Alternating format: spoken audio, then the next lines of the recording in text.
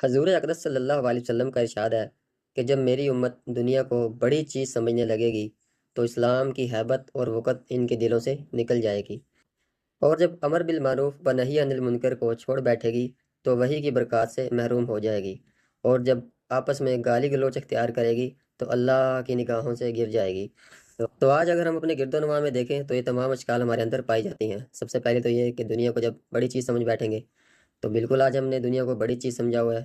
دین اگر ہم دیکھیں، دین تو ہماری زندگی میں نہ ہونے کے برابر ہے۔ دنیا کو ہم نے بڑی چیز سمجھا ہوا ہے، صبح اٹھیں گے اور دنیا کے کاموں میں مصروف ہو جائیں گے، اور اللہ کے احکام اور اللہ کے رسول کا جو دین ہم تک پہنچا ہے اس کی ہمیں کوئی پرواہ نہیں ہے کہ کیسے ہم نے اپنی زندگی میں اس کو لازم کرنا ہے۔ یہ آپ خود اندازہ لگا سکتے ہیں۔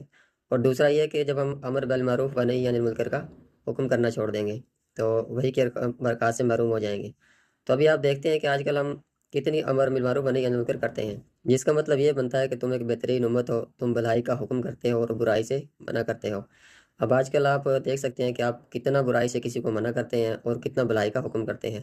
یہ چیز بھی آپ اپنی زندگی کے اندر دیکھ کے اپنے آپ سے خود اندازہ لگا سکتے ہیں۔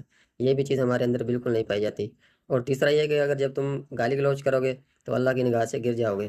جب بھی آپ دیکھیں گے کہ کوئی بھی دو شخص یا کوئی دو دوست آپس میں بات کرنا سٹارٹ کریں گے تو گالی گلوچ سے سٹارٹ کریں گے، یعنی کہ مذاق میں بھی گالی دے کر کوئی بات سٹارٹ کرتے ہیں۔